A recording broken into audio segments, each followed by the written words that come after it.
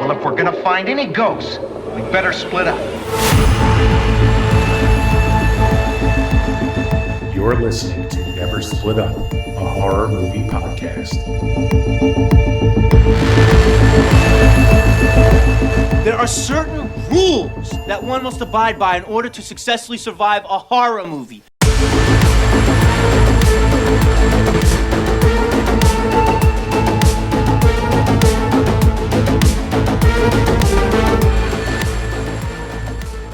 Hey guys, and welcome back to the Never Split Up podcast. My name is Nolan. Alongside me, as always, is Anthony, and welcome to episode 81, where we are covering Final Destination 2, released in 2003. What's up, Ant? What's going on? How's it going? I'm just really excited that we're fully in the franchise now. We're getting through it. We got a few more to go till the new one comes out. I'm excited. Indeed, and this is uncharted territory for us, doing back-to-back episodes of the sequel. So I'm excited to get into this franchise more with you.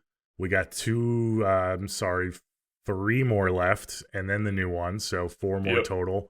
So yeah, if you guys aren't caught up, we're covering the entire franchise each week. Last week we came out with our Final Destination review.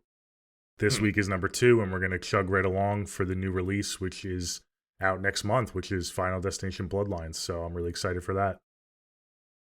Yeah, we're less than a month away from the new one, so we are literally just going to make it with this lineup. So we planned it out very well. Yes.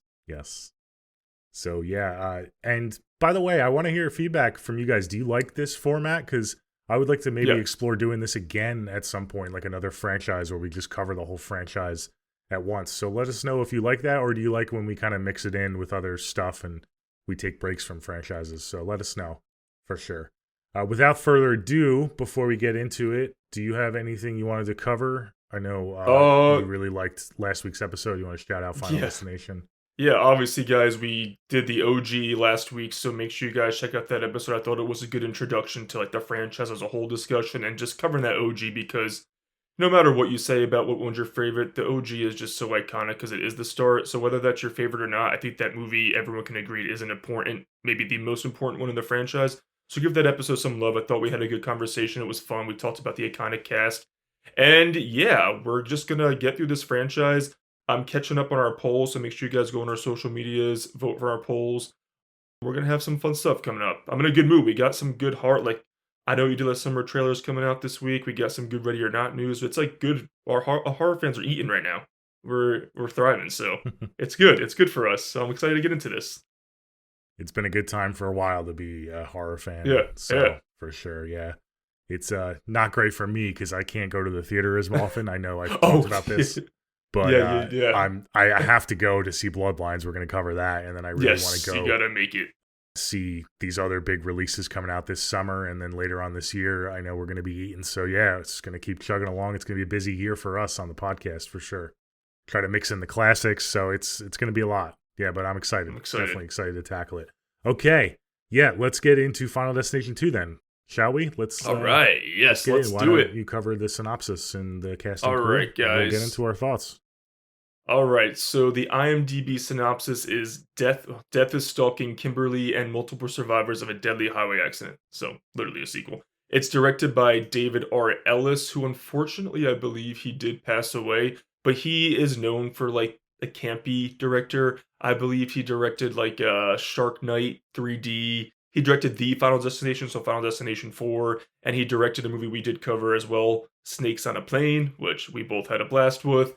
But this was his first. I think he did like one movie that wasn't a horror movie before Final Destination 2, so this was his first one.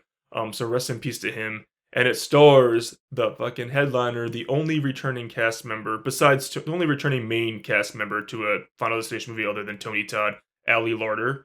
AJ Cook is Kimberly. We got Tony Todd in here. We got Michael Landis playing the Detective Burke. And then we have a good little, I think a fun supporting cast. I think this movie is special for a couple of different reasons, but we'll get into it. So yeah, again, fun cast. Nice, tight 90-minute movie. It came out in 2003. It did well, obviously. And I'm excited to really get into it, see what your thoughts are. Because I don't know if we've ever talked like about the individual sequels, really. Like, just between us. I'm excited to get your vibe for this sequel. Yeah. So yeah, it's going to be fun. Yes, it's going to be fun indeed. This was definitely, they crank up the fun meter with this Oh, movie for sure. Well, Yeah. I agree. I like that you said that. So, guys, really do watch our episode last week because we commented on how like the vibe of the OG is a little different than the sequels. Like it was kind of set in the stage, Yeah. and the sequels just ran for it. So make sure you guys check that out. Yeah, it's funny. It's been a few years since I've seen a lot of these movies in the franchise, and I feel like we undersold that last episode because it's not just a little different, the vibe. I mean, it takes a turn, and it's borderline jarring how different the vibe is from 1 to 2. I mean, you give other horror franchises and sequels where it gets more and more campy, you know, Scream, Saw, pretty much any franchise you can think of, Halloween, Friday the 13th, but they usually ease into it. This, I feel like franchise, I mean, there's only 5 movies total, soon to be 6, so not a lot, Right. but this franchise in particular, from 1 to 2 is like 0 to 100 with the camp. It's insane. So they definitely, you said, is a different director, so you can tell it's different direction, and they wanted to do something different because the plot, like you said, is largely the same, but the tone is completely different. Right. And you can tell there's a couple things I wanted to bring up when we get into it, that it's very intentional that they wanted to differentiate themselves from the first. And, you know, I'll just get into my overall thoughts since I'm on a roll here. Ali Larter returning, I think, was key and essential because without her, there would be very little through line from the first one to the second one because the tone is so different. You know, they comment on Alex and how, and spoilers ahead, guys. Well, I guess I won't get into spoilers yet. We're going to do a recommendation. Okay, we'll wait. First, Yeah, but, yeah. you know, they comment on Alex. He's not in the movie, though. So to have Ali Larter return, I think, was key to kind of make this movie feel somewhat like the original. But even her character was obviously very different from the first. I mean, she went through hell in the first movie, so she's going to play it differently in the second. But yeah, this movie is, like I said, crank the fun up to 100. It's got twists and turns, even in the deaths. You don't really know what to expect, what's to come, and I think that's intentional. If you're a pyro person and you like explosions, their pyro budget must have been through the roof because the explosions in this movie are like borderline insane and like almost Looney Tunes-esque, but I'm here for it. I like it. I think it was a fun time. I don't know if I mentioned it last week, but me and my wife are watching these together. She's never really seen the franchise. She's maybe seen 1 or 2 of the movies, but she's never watched them all. So she had a fun time. We had a fun time watching it together. If you have a fun time with the original, and we said it's kind of a popcorn movie, this is where it kind of really gets into the camp, and you'll really have fun with this. Just don't take it as seriously as the first one, because the makers of these films, that's not their intention. They don't want you to take it as seriously. And like I said, it is very tonally different, but if you're into that campiness and having fun, you're going to like this movie. It's a solid entry to the franchise for sure. So it's a recommend for me. Woohoo! Yeah, this movie's just fucking fun. Fucking love Final Destination 2. Again, you guys know how I feel about sequels, especially part 2s, but I'm keeping my lips sealed because we're doing a ranking at the end of this, little saga. But this movie, I like what you said. I think this is just, it's campy as fuck, but it just wants to have fun. But I also feel like, we'll get into the opening, but specifically the opening and a couple other death sequences, it is still suspenseful, and it does have the eerie creepiness that makes me like, oh shit, like, I think about sometimes when I get in the car, I'm like, where's the water bottles are going to fall under a pedal? Like, I just think about some of the things I feel like in this movie we were talking about last week. I think this one has, like, even more iconic sequences and deaths that, like, I remember when I'm on the road. I mean, you see every reel and meme on Instagram or whatever social media. It's like, in 2003, all of us were traumatized being behind log trucks. Like, that stuck with everybody forever. So I feel like this one is just iconic. But you're right, the tone is different. It's in on the joke. It's fun, it's funny, but I also feel like it doesn't take away from being scary too. It has sequences that do freak me out, and it's not full like comedy. It's still horror, but it's humorous. It's like this concept has to have humor. So they're in on it fully, which I do think is an upgrade from the original where they kind of kept it straightforward horror, try to keep it a little gritty and real, where this one's like, no, fuck that. We just want fun. Ali Lauder, she is just the queen, one of the queens of the late 90s and 2000s. She absolutely murders it. I'm so happy that we have a returning character in this one other than Tony Todd. That's what makes part 2 special to me. It doesn't happen ever again in the franchise. Bummer about Devon Sawa, but there is reasons for that. We'll get into it when we get into the movie. But yeah, I'm just fucking, the first time I saw him, like, they cranked it up. They cranked it up with this one, and I remember falling in love with it the first time I saw it. So yeah, this one's a blast. If you guys haven't seen this one, check it out. Watch the first 2 back to back. You'll get what we're saying about the tone. And I do have a feeling that even if you prefer the OG for the suspense and the introduction, you're going to leave this one having way more fun. So I highly recommend it. It's crazy that this budget was like $26 million for like the amount of shit they get away with in these movies. That to me is a low budget, and it still made like $100 million worldwide almost. So they killed it with this, and I cannot wait to get into it. I'm really obsessed with Final Destination 2. I like what you said, how this movie still has intensity and is still scary. I think that's because this is the last movie that we get in this franchise that still has that shock value. Because you get the shock value in the first one because it's the first entry, it's a new concept, and it's like, holy shit, like this is a cool thing and we don't really know what to expect. You get that in this one because they crank it up. And I want, I guess I'll just talk about it now that we're getting into the spoiler part of the review. Oh, yes. All of these deaths, especially in the beginning of the movie, like fake you out intentionally. There's a build up to it, and then there's a crash, but the person survives, and then they fake you out, and then they die. That happens like a handful of times in this movie. So good. There's shock value in that. Then later in the movie, you have deaths that are super quick, similar to the train death in the first movie. You have you have 2 deaths back to back that happen that just blow your mind. You're like, what the fuck did I just watch? Which is insane. It's insane. So it keeps you on your toes, and it keeps you feeling uneasy because you don't know what's going to happen next. Once you get into 3, 4, and 5, it's no what's the word?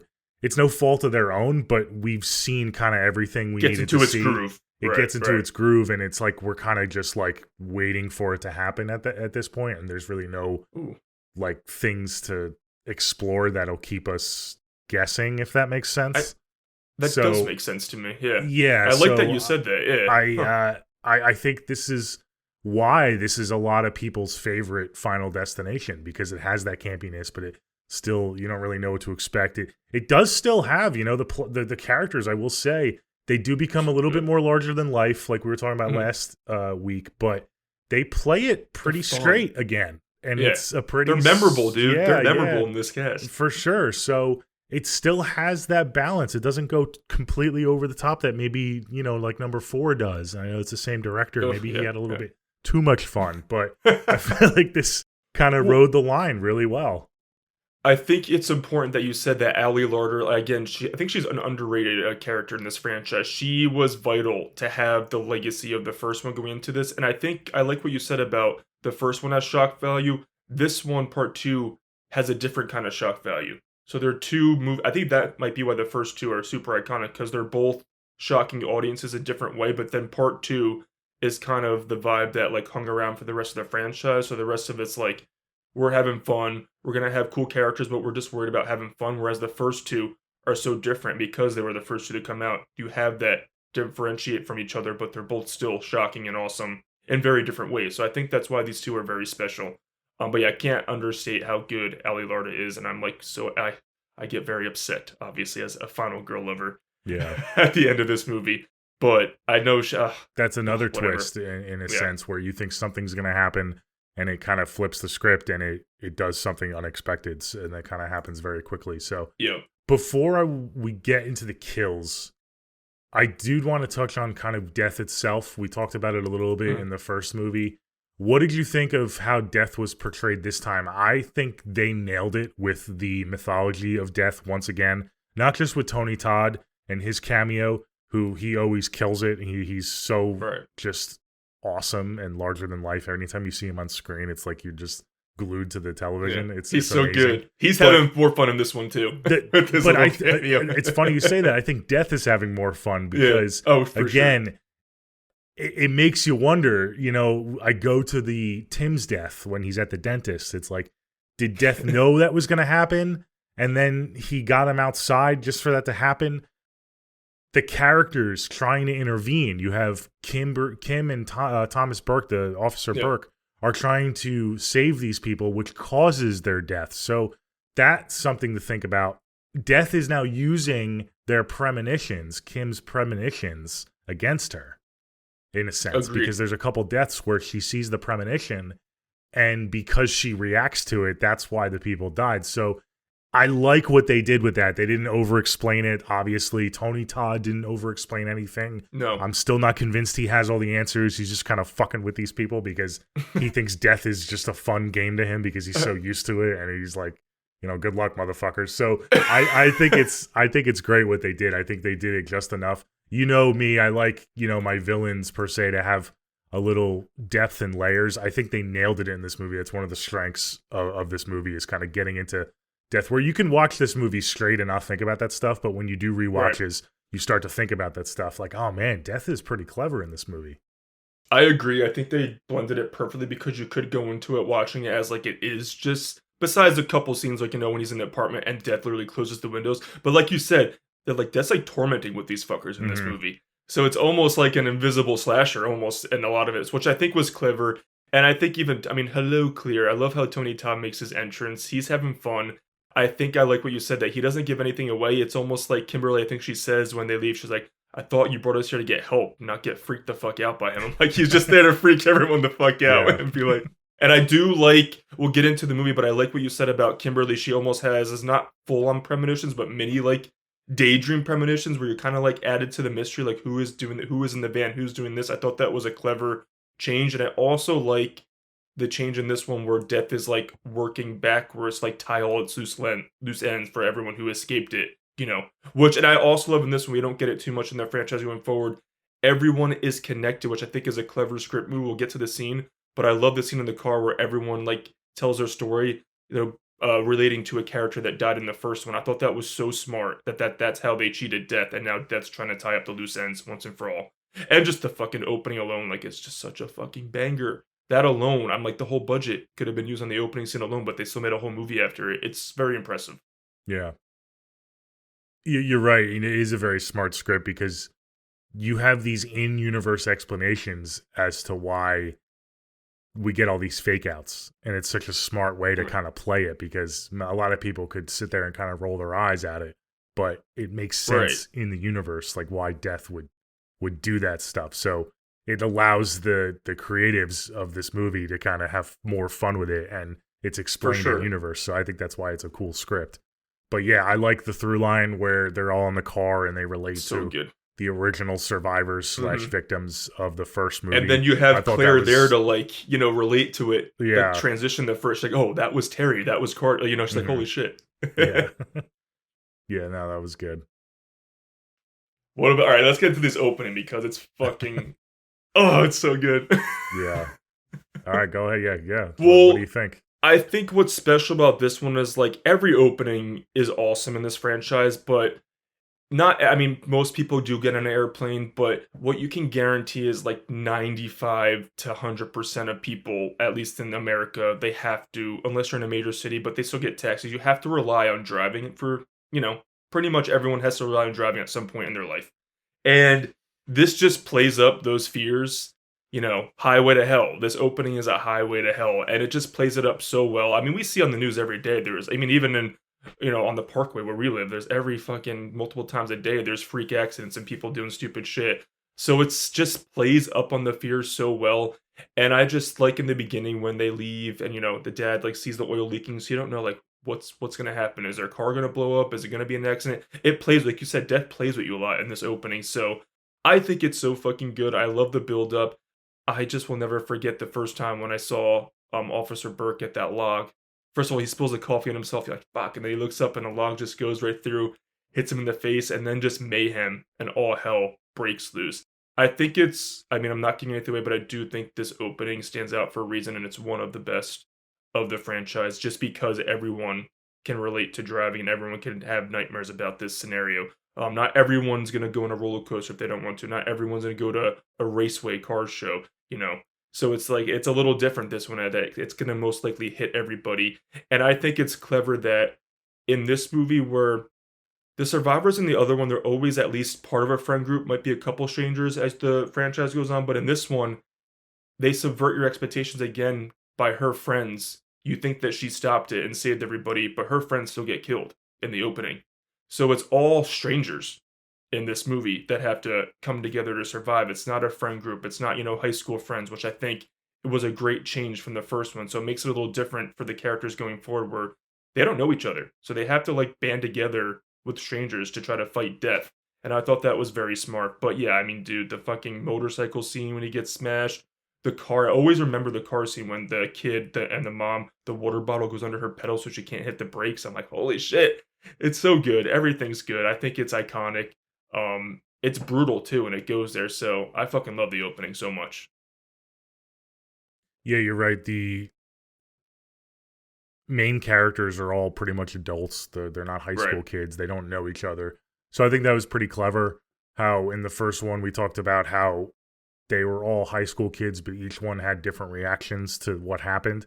This time, they're kind of all on the same page pretty quickly, so that's different, which I liked. But they Minus all Eugene, bring, that fucker. Yeah. But they all bring different personalities, like not larger than life, but just very different personalities because they are adults and they all have very different lives. So I think that was a cool wrinkle to add. Yeah, the opening. The only thing, I mean, everything you said, but the only thing I will critique is the fact that we get so many fake outs. It's almost too many fake outs. So they play up on the fact that people are dumb drivers. I mean, everyone on this highway is doing something dumb or illegal, and you have the cop right there too, which is hilarious. I think it's really funny. But you have all these people just being incredibly dumb.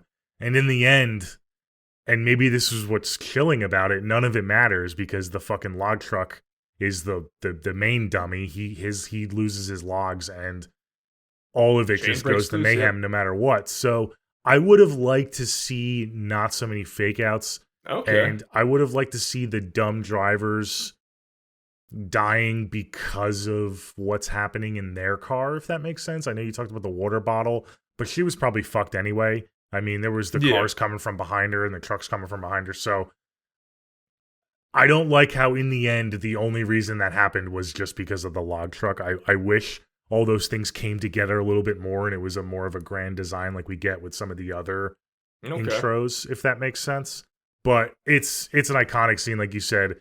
It plays on everyone's fear of driving on the highway, and it's a very stressful situation. And you see dumb people all the time, so it really plays up on that, and it takes it to comical levels. Everyone's smoking pot and stuff, and there's a police officer who's just oblivious and isn't pulling anyone over, which is pretty comical as well.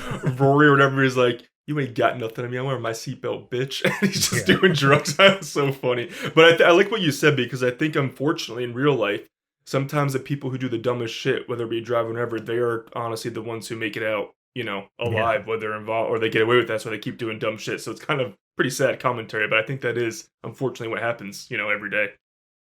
Yeah, and as we get into the movie, we can kind of look back at this opening and realize that, Death was trying to take everyone out at once. And he brought all these people together at the same time, which is pretty unbelievable in a sense. But obviously, Death has this cosmic plan that is able to bring everyone together. Because even after she saves everyone, the friends die.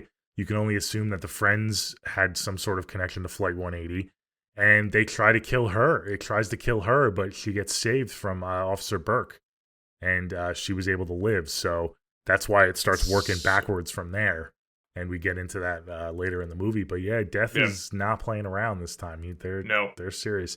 And I think, again, in universe explanation, the reason Death is kind of, we can say that it's kind of toying with these characters, but I think it has to be extra smart and extra creative because these people are survivors and it doesn't want they already cheated Death. Fuck around. So it wants to get creative in order to ensure that they die, if that makes sense. So I think it's really cool that they went that direction.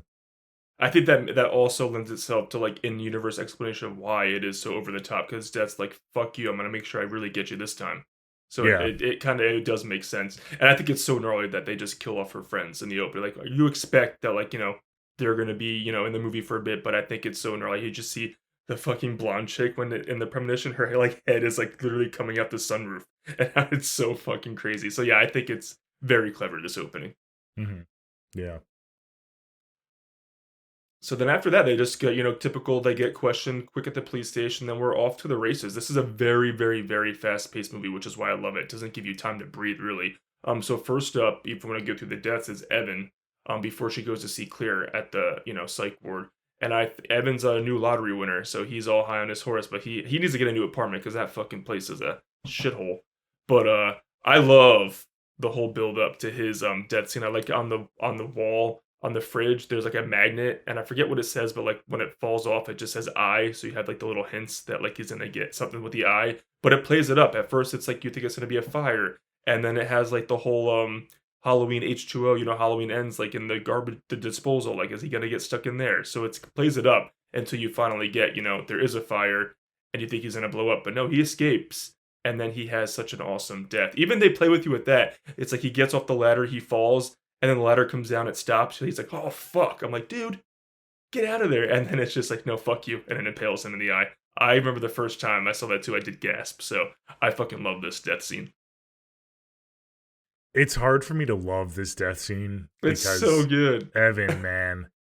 He's an idiot. He is so dumb. I don't even think that this was death. I think this was just him. Incompetence. Besides them locking him in because he gets it anyway. Useless and completely dangerous.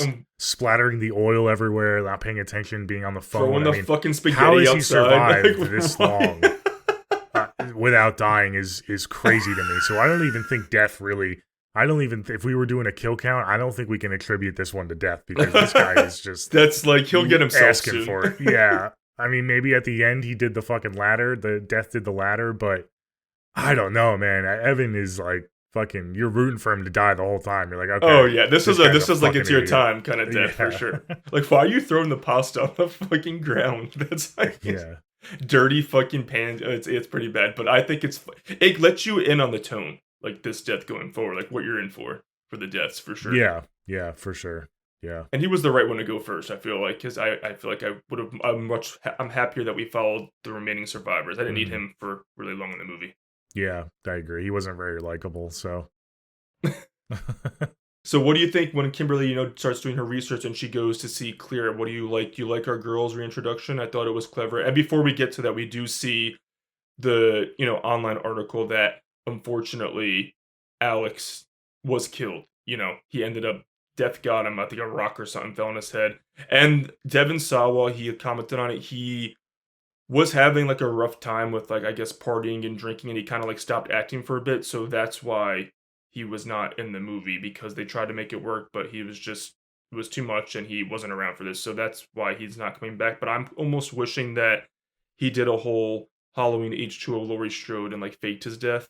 And that maybe one sequel down the road, we find out that he really didn't die and he just did it to protect himself, and Clara, either didn't know or she was protecting his safety. So that's my wish, is that he's like faked his death like Laurie Strode. But in universe, he is dead as of now. Yeah, as of now, but it would definitely make sense if Clear kind of saved his life again. And now Clear is up next and she voluntarily put herself into this situation so it never gets to Alex. And they kind of faked his death. So I don't know. I mean, it's definitely... Never say never. Back. Yeah, never say that. I mean, if Stu can come back and scream, then Alex can come back and final Not alive, though. Stu is not coming back alive. But I every time I watch it, I'm like, oh, they could easily explain that in a little screenwriting 101 that he faked it and he can come back for sure. But yeah, I love my girl Clear. But Clear, I mean, it's very comical. Like, she's staying at a hotel, but it's a mental asylum. She's just there voluntarily, and just like, what does she pay? Room and board? I don't understand how that situation works. Like, what doctor would sign off I love on how that, whole list of like, all like, do you have this for like this, this, and she's like, demands. is she gonna hurt me? They're like, no, she expects that you. I'm like, oh, I like that line a lot. Like, how much is she paying these people to keep her there voluntarily? Like, this. I do love the white padded look. It's like typical, like, right out of like whatever, any movie, like typical 80s cheese. It's literally a white padded room. Yeah, which I there's thought no was toilet. Cool. I mean, how did she go to the bathroom? That's funny. Yeah. She's like, fuck that toilet. I don't want it to get me. I don't want it to kill me. But I love my girl Claire. Like you said, right off the bat, you can tell she ain't fucking around. And she's like, no, fuck you. I don't want to help. The one thing, again, filmmaking 101, when Kimberly does her whole, like, you're miserable, like, pretty much calling her out for not wanting to help. Like, being selfish. I'm like, first of all, girl, you don't know what she went through. So, but I do like Kimberly as a final girl too, though. But I think that it's like filmmaking 101 once you see after Kimberly leaves when she like takes her like wristband off and she's like going through the motions, like, yo, I'm gonna have to help these people, survive. It's kind of like fuck that foreshadowing. I'm like, oh, she's gonna save everyone and then get got, which unfortunately is what happens. And my girl, I really wish we had one thing about this franchise. I get why they do it. I get maybe Ali Larter wanted to move on to other things or do whatever, but I really wish we had like a I wish we had like a Laurie Schroeder or Sydney throughout the entire franchise, and I think that would have been Ali Larter's perfect role to live on. But I do think she did a great 1-2 punch, and she's so badass in this movie. So I love that she's at least in this one. Yeah, I agree. Yeah, it would have been nice to see her kind of return for the sequels, but I can't knock her, and she does really solid in these first two. So it's cool that we get 2 full movies pretty much from her because she dies, pretty. And she makes the whole movie at least. Yeah, so, she makes it through the whole movie. Yeah, she's not just like a cameo, I would have hated a cheap like her being the opening scene. Like I'm happy that she got to like be a part of the whole thing. What did you feel? I know we're jumping around, but since we're talking about Clear, it's kind of one of those. Yeah. How do you feel about her death? Do you wish she kind of got like a grand scene, or do you like how she just died quickly trying to save Eugene in the hospital? What I think is special about it is when I first saw him, like, oh, that's fucking like no, like don't split up. Like in that's a split. Like they all split up in the hospital. She looks for Eugene and they go for Isabel, but I do love, because we'll get into the characters a little bit, but Eugene at first, he's the one who's like, if it's trying to kill you, then stay the fuck away from us. Like to Claire in the kind of the beginning of the movie where he's not fully on board until after he sees the mom die in the elevator. But I do like how after that, like Claire kind of has that caring relationship with him, and after he gets like stabbed with the pole in the accident, she's kind of like, watch out for power lines, watch out for this. She has this like caring relationship. So I do think that it was kind of beautiful that she's like so concerned about Eugene when at the end death tricks them and tricks Claire into like walking into her death literally. So I think it was handled well. Do I think it's the most memorable death for our like leading lady? No, but I do think that shot of her opening the door and you're seeing the fire, and then I'm like, oh fuck, she's done, and then she blows away. So I think it was handled well. I wish it didn't happen, but if it had to happen, I think it kind of made sense for her to go out on like a sentimental like savior character as much as you can in this type of movie kind of way. I didn't need a whole set piece for death fucking around with her and have like a brutal, bloody death. I didn't want that for my girl. What about you? I don't really have any strong feelings towards it. I'm not pissed off. I would have liked to see maybe her not share a death with another character. Have her own death. I get that. Or maybe kind of die saving our mains and not. I know she had a kind of a special relationship with Eugene, but maybe save her for like the final sequence of the film. But that's just me nitpicking. I mean, it was an effective death. Like you said, seeing her just kind of disintegrate into the flames was pretty. And then she pretty traumatic, flying on the floor, and Kimberly just like, oh fuck no. Yeah. And it frustrates me so much because a second later, Kimberly like realizes like, I know what I have to do. I have to die. I'm like, oh, you couldn't do that like 2 minutes earlier and save my girl. Every time I'm like, damn, you pissed me off. But no, if it has to happen, I feel like they handled it as well as they could. Yeah, I agree with you. Okay, so we get to Tim's death now, which is the dentist's office. What did you think about this? I think this is a highlight for me because it's nobody likes going to the dentist. I don't necessarily have a phobia of dentists, but it's never a good time.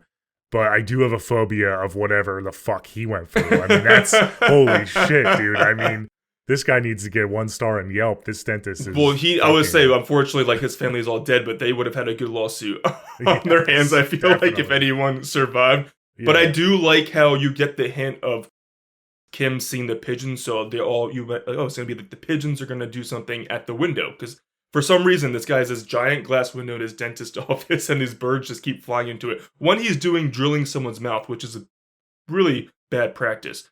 But I do like how it plays with you in this one, where you think it's that, and then crazy shit's happening outside. You get the whole typical death in the water stuff, but it subverts you because he's also on, oxygen, whatever. So then there's a fucking whatever it is above him, whatever that ends up going like a fish or whatever, it goes into his mouth. You're like, oh, the pigeons were just a distraction. He's gonna choke to death. And then it's like, no, it's not that either. I love the assistant's reaction too when she takes it out of his mouth. She's like, oh, we're fucked. We're gonna get in trouble for this. But I don't know. I like it was very playful. So you said it was a highlight, so I'm assuming you like it. We'll get into it with you. But I love how it played out, and it doesn't even happen in the dentist office. And for me, it's like I feel like so many people watch this like, oh my god, the last thing that kid did before his death was like go to the dentist. That's horrible. I'm like, I kind of like the way I feel after I leave the dentist. So if I have a fresh mouth and freshly clean teeth as I go, I'm like, all right, there could be worse things. But his actual death is fucking crazy. But yeah, Kimberly, she's like yelling, the pigeons, and this fucking idiot kid, he runs towards the pigeons to like scoot him off, and then he gets fucking smashed. And the way it's shot too, it's obviously it has to be like it's like digital too, but it looks real. I will say, as the franchise goes on, I will get into it, but my minor complaints is things do get a little CGI cringy heavy, where I still feel like as this one, even though the deaths are over the top and there is digital effects, it still looks more in line with like the realism of the first one for the most part. Obviously some of it's not, but it's not as cringy as the sequels when it's over CGI overload as it goes on, in my opinion. But I love this death a lot.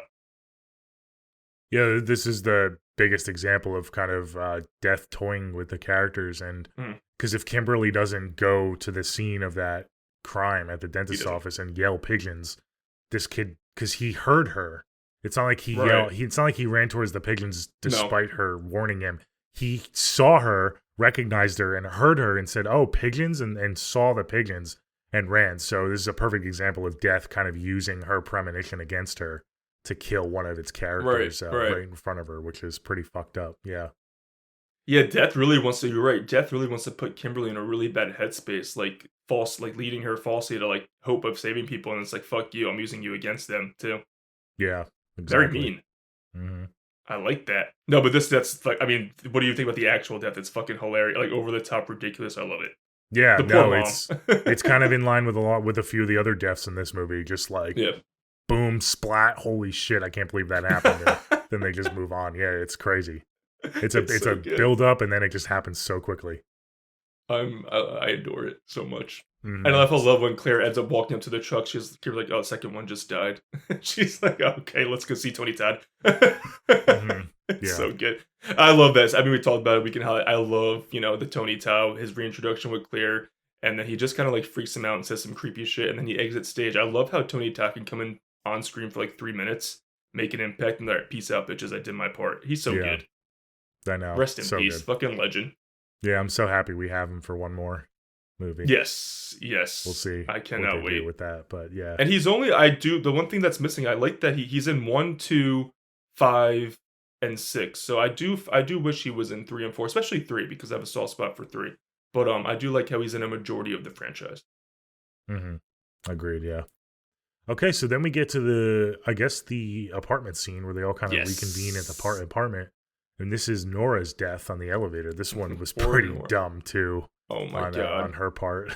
I mean, first of all, just leaving the group and just saying "fuck you" to everyone is kind of the dumb thing. And then her headspace though, dude. She's like, I know she like when she's in her like death situation, she obviously is fighting to survive. But I get her headspace. So she's like, if it's my time to go, like I'll go be with my son. So I kind of get why they wrote her like to like lead. I have to go plan a funeral. I can't blame her too much, but I'm like, girl. And Officer Burke to me is a real dumb one of this scene because he just literally calls and yells, "A man with hooks is gonna kill you." I feel like I would just be like, "Hey, just like keep an eye out for like something with hooks." Like not like so she panics when you get a phone call saying a man with hooks is gonna kill you. She's like, "Oh fuck, he's right behind me." Like you know what I mean? So Officer Burke didn't deliver that news in a very cop kind of way. No subtlety to that at all. Yeah. Yeah, I agree. And this elevator is where like the campiness is just it's so good. And Eugene's in there too, so he finally gets to believe death. Like after this, he's like, "Oh fuck," he goes on a little rampage. But it's creepy with the guy sniffing her hair. I do love the whole nod to Candyman that didn't go past me with the whole hooks. I love that, and I just elevators freak me out.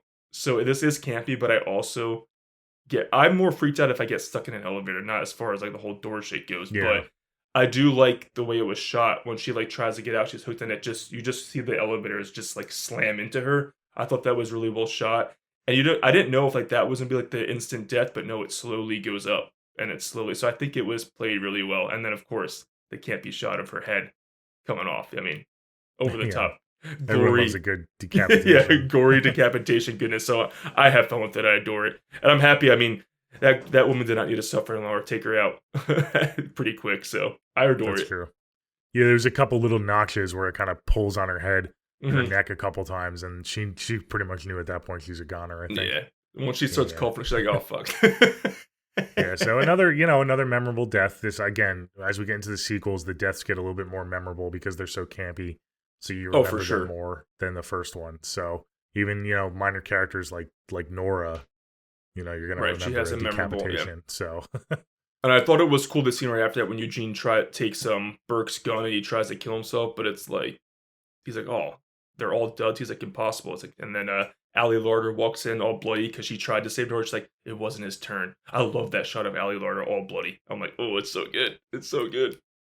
So this is another thing with death that they introduce with Eugene is not only does death have a grand design, but if you try to take your own life or try to die before death is ready for you, it won't let you. I mean, that's another layer that we didn't have in the first one at all. Right. So it's actively trying to keep you alive until it's ready for you, which I thought was pretty interesting because to Cool me, twist. it's like if death, like, why does death care? If he wants to die, let him die because it's one less person death has to take care of it. So that was pretty interesting. It's almost, again, death is pretty sinister in this movie, and it's like Yeah. it wants to fuck with these characters, which is pretty creepy. Like that's like I have the final say. I will decide when your Yeah. time is up. I'm like, ooh, it's good. Yeah. One thing we didn't mention when we go to see Tony Todd Bloodworth is he did in his whole spiel, he did again, whether he was fucking with him or not, he said only new life defeats death. So they have this theory that the pregnant woman, if she like gives birth, that they'll be safe. So they're kind of just all huddled together. I mean, the guy's a cop, so the woman's in jail and then she goes into labor. So everyone's like huddled together, trying to make it as long for that woman to have her baby. So that's the whole motivation for everybody. Yeah, I'm glad you brought that up. I don't really love this aspect. I don't know what you could have done to try to add a wrinkle to try to defeat death. I'm not that smart, but I feel like they could have came up with something better. That really doesn't make sense to me. Like, so Right. because she has a baby, it's gonna stop death. Like, wouldn't death just go after the baby too? So it doesn't really make sense Or to like me. she says, it's like gonna put a stop in the pattern. But if It's she did it's almost die yeah. in It sounds a car like accident, life her baby would and have death died is too, like a technically. balance, Yeah. but to me, that's throwing it out of balance even more. So Yeah. Well, I we don't do know. find out eventually that like she wasn't even meant to die, and that could have been a false because Kimberly's It's the a one who moot really point. had Yeah, to. it's exactly. irrelevant. Yeah. It was just something to keep the plot like a motivation. But I get what you're saying too. Yeah. But I do. What do you think about the pace though? Because we kind of like once we're rolling, like there's really no time to like. We have a couple. I think the scene in the car, which we should just get. The next scene is when they're driving to Mhm. meet Isabella, and they have. I think that scene of dialogue between the group was crucial. But other than that, I didn't need really any slowed down parts. We have Kimberly and Claire have their little moments, but I like Yeah. the pace. I like that we're like cruising and going. I think you like it lends to the campiness and the over the topness of the Final Destination franchise. I think this sequel does it really well. I think we looked it up. It's 90 minutes with credits, so it moves. It fucking moves. Yeah, I agree. I like the pace a lot. We don't really get a ton of time with these individual characters because there's so many of them. Right. So while they are memorable because their deaths are memorable, the characters themselves are not super layered. And that's something that I talked about in the first one too. This movie does, or Right. this franchise does care about the deaths only or a lot more than they should, which I wish we did get some better characters, and maybe it would help if we had a through line like Ali I Larder agree, yeah. surviving, because Ali Larder in this movie obviously has the most depth because she has the only backstory. She's so iconic. We get the little backstory in this car scene, but then right. it's a cool little nod to the first, but it doesn't really have any consequences or ramifications. It's kind of just like a It's little Like a realization for our characters, really. Yeah, Which exactly. I like it though. Yeah. I like it too. I definitely like it. I think it's really cool, but it doesn't really add anything to the characters. It just kind of Okay. is like a little throwback to the first, which is fine. But yeah, it's nonstop. I mean, we have, other than the people that die in the beginning in the car crash, I mean, we have 1, 2, 3, 4, 5, 6, 7 or 8 individual deaths Right. So good. sprinkled in a 90 I'm happy you minute counted that runtime. because I was So curious about the count. Okay, I like that it's you did that. yeah, it's a lot. Yeah. What do you feel? Because I guess we're jumping around. I mean, we're pretty much in the middle of wrapping up towards a conclusion. What do you think about possibly having Kim and or Burke back at some point? Because this is the only movie where we don't see they live. Every other sequel, spoiler alert, like no one makes it out. I think they will be back. I think with Bloodlines, I watched the trailer. I think it's going to kind of have callbacks to some of the other victims, and it's going to be kind of like an homage to this whole franchise. So I expect them to be back. I kind of want, some especially capacity. at least Kimberly. I feel like she should pop, if it not in 6 or maybe like you said, Bloodlines. She should pop up again for sure. Yeah, I think Ali Larter might come back with a cameo because I don't know if you saw the trailer, but you know it's it kind of jumps through like the timeline. It goes to flashbacks of the original sequence before the first one. So this woman who went through that could have very well met with Ali Larter at some point. So I mean, anything's on the table. I think cool for sure. I think Alex it would be cool though to have. I don't think he will be, but I think he could be technically. I think Alex and Kimberly should at some point come back as like survive, like helping someone again. Because I feel like that would be special for especially nostalgic fans like me. Like, oh, they're bringing back AJ Cook as Kimberly. Oh, finally Devin Sawa is coming back. And, you know, because we can't have Ali Larter present day anymore. But I think it would be smart on the producers to, you know, give her a call and be like, if she's not already back, like, come back for part 7 or something. I think it'd be cool. I think she's a very underrated final girl, honestly. I mean, a lot of people rank her not as, like, the top, but I feel like her and Ali Larter, I know Mary Elizabeth Winstead is a lot of people's favorite, rightfully so, but she's underrated, Kimberly. She is. I mean, she tries her best. Someone could very easily just get discouraged, especially after the first couple deaths, like Tim's death. She basically caused that death. So someone else could have been like, you know what, fuck, I'm just going to listen to Nora and I'm going to let people live their lives. And if they die, they die. But she keeps trying. And then at the end, obviously, she makes the ultimate sacrifice of pretty much dying and stopping her heart. And that takes guts, man. That takes a lot of guts. So I give her kudos for sure. I'm happy that she lived at the end of this movie and they didn't Me too. give like one quick death at the end. I'm happy she lived. You know, Burke, he's okay. It would have been cooler if it was her and Ali Larter and Burke could have went. But you know, I mean, I guess, you know, again, we can't have everything I want, but she's my girl. So let's get to the crash and probably my favorite kill of the movie, the PVC pipe kill. First of all, Kat's fucking hilarious. She's hilarious. We didn't mention that actress, but she's so good with her like comedic timing in this movie. I know. She is really good. Who has she been in other stuff? Her name is Keegan Connor Tracy, and I've seen her. I think she was in a Shudder horror movie a couple years ago. Okay. Guys, let me know. But so it looks like she was in the Creepshow TV series. Wow. We're getting old. We're old, dude. We're fucking old. She was in a creepy like killer kid movie called Z, which I actually really enjoyed. I'm like, is that the girl from Final Destination 2? I'm like, yes, it is. So that came out in 2019, guys. Check that out. Apparently, she was in a Creepshow. I think she was in like that White Noise horror movie way back in the day too. But I liked her a lot, and I thought she was charming, and she cracked me up in this movie. And I love her death, but I love when she's like, because everyone else gets out. Eugene's going to the hospital, and she's stuck there with the log on her. And you know that pipe's fucking behind. I'm like, something's happening with this pipe. But I love how her and her sassiness, the guy who's trying to get her out, whatever you want to call him, she's like, can you put that thing on like quiet mode? Or should and he's like, yeah, I'll just turn it on quiet mode. And she just gets fucking blown back into it with the airbag. I'm like, this is fucking hilarious, but awesome. And she's smoking the whole movie. So I love how that comes into play when her dead body like drops a cigarette. You get the whole explosion. I think it's fucking clever. It's so funny. I love it. I liked her. And I love the double kill with her and Rory. So Rory, talk about that. Yeah. I mean, talk about jaw on the floor, shock value. Because you get the quick death with Kat, which is like, holy shit, the airbag fucking just impales her with the PVC pipe. You're still processing that, and all of a sudden Rory just gets. It's not even I don't think it's a minute. I think if you play it, like put the Blu-ray, I don't think it's even a minute later. Like it's boom boom. It's so boom, fucking good. Yeah. Because she drops the cigarette and it happens right away. Yeah. It's so fun. That might be one of my like most memorable. I don't even know how many other 1-2 punches if there. I can't think right now if there are really any other 1-2 punches like that in the franchise. But that jolted me. I remember I'm like, holy shit, we're down to our trio after that, and Eugene in the hospital. Yeah, Eugene's in the hospital. We have Clear, we have Kimberly, and we have Officer Burke.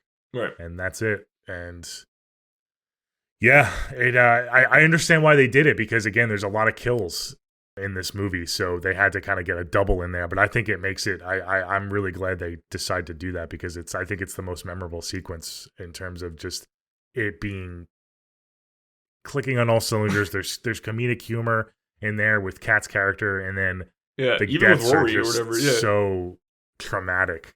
And if you're watching this for the first time, you're like, "Holy shit!" What do you think about his death? The way he just gets sliced. Like, Oh, dude, it's that was amazing. fucking Yeah. awesome. It's so again, good. it's completely impractical because Right. the barbed wire was like not thick at all. It was like this skinny barbed wire. It would have just wrapped around his body and like severely cut him. But the fact that it just slices clean through is so ridiculous, but it makes for such an awesome shot. It's so fucking good. I love it. I love how the whole like the rest of our crew, like they just watch. They're like they look back, like they just look back away in disgust.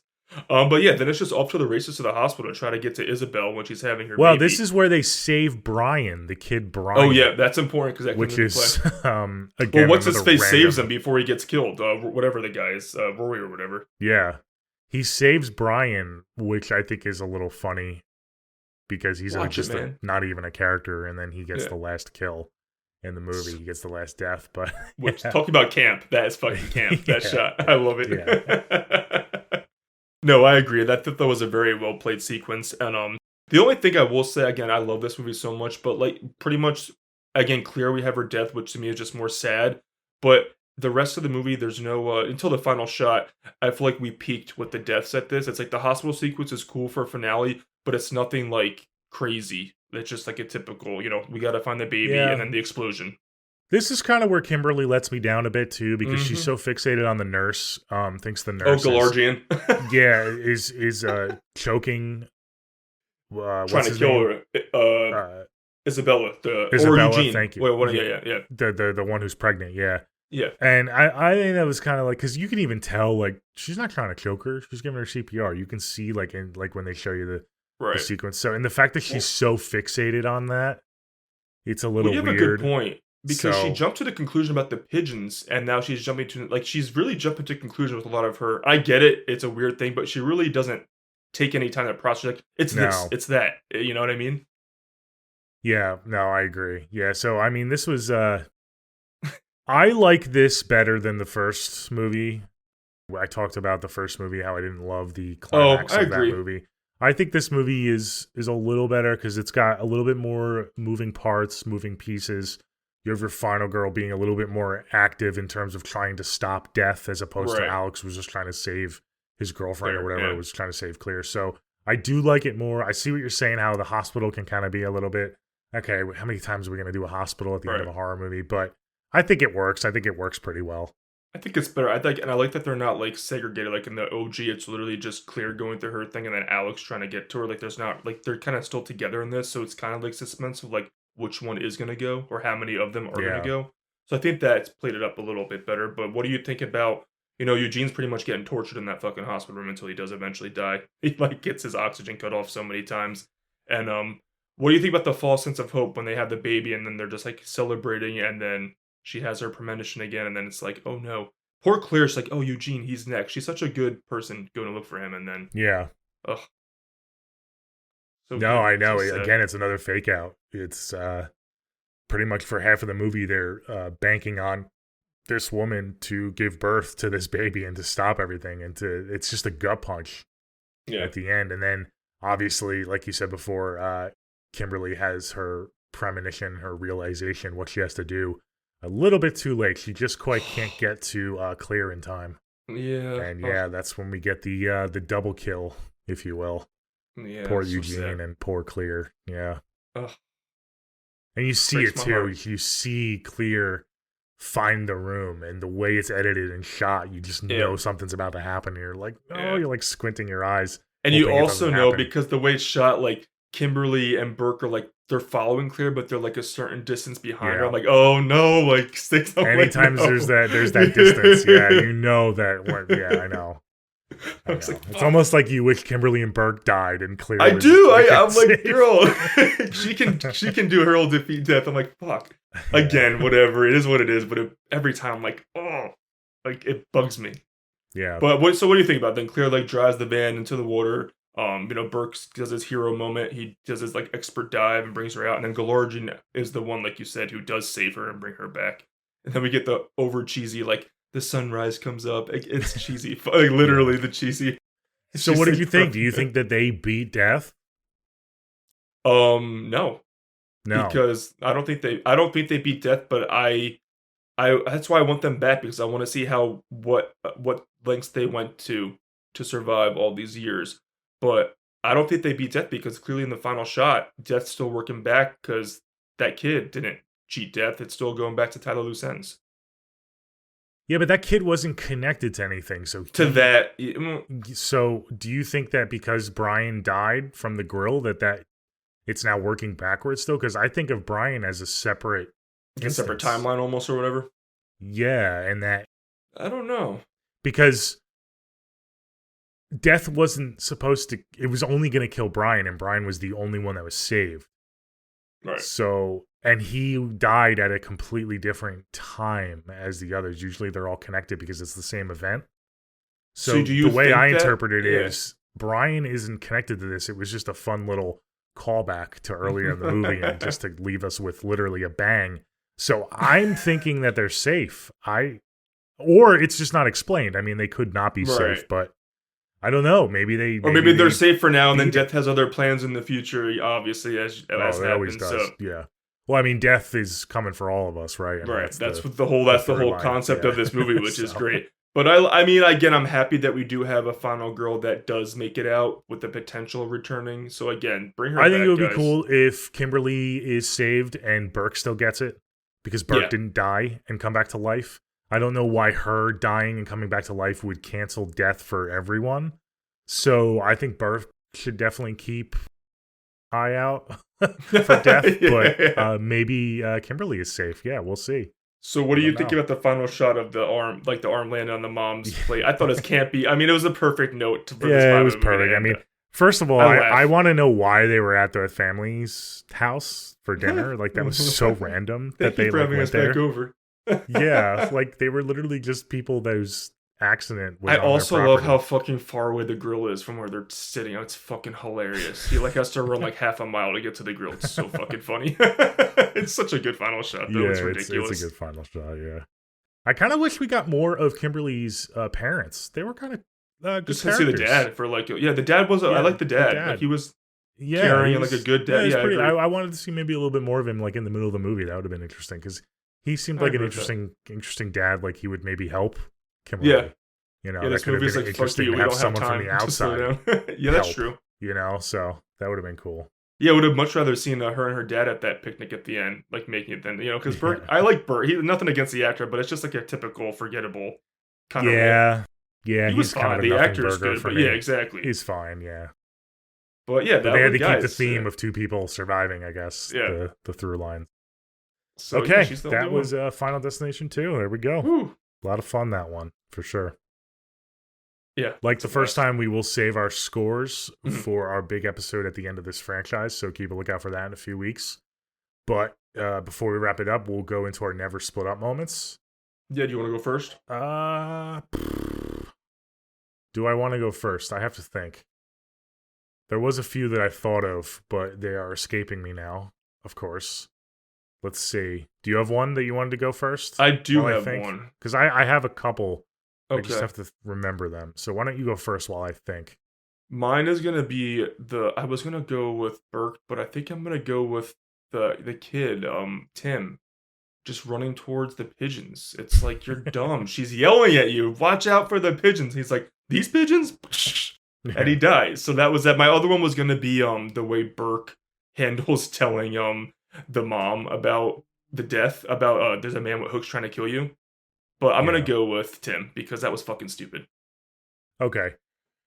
I want to get a win here. I was going to go with Evan at the beginning, but that's just a fun sequence. He's an idiot. He makes a lot of dumb decisions. I'm going to go with the big one. I'm going to go with Clear Rivers.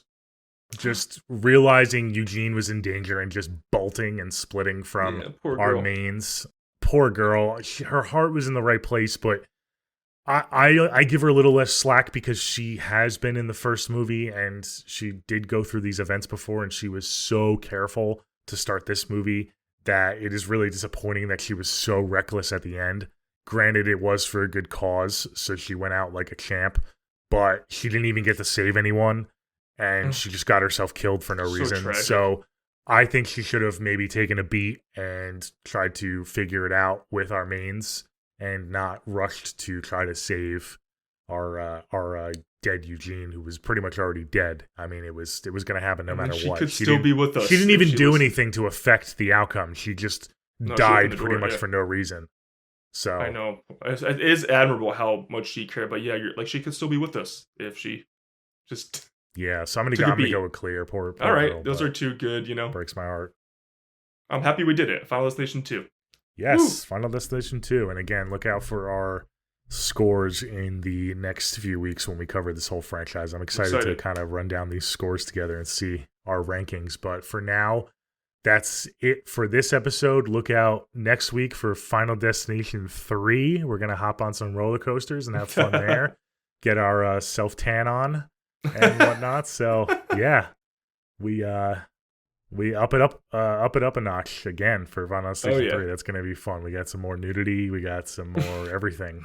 So it's the third one. You got to keep going up. Keep going up. So until next time, guys, find us on social media. That's where we post all of our polls.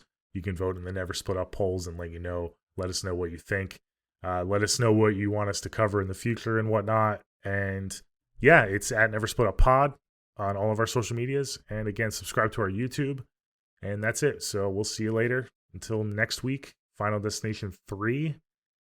Goodbye.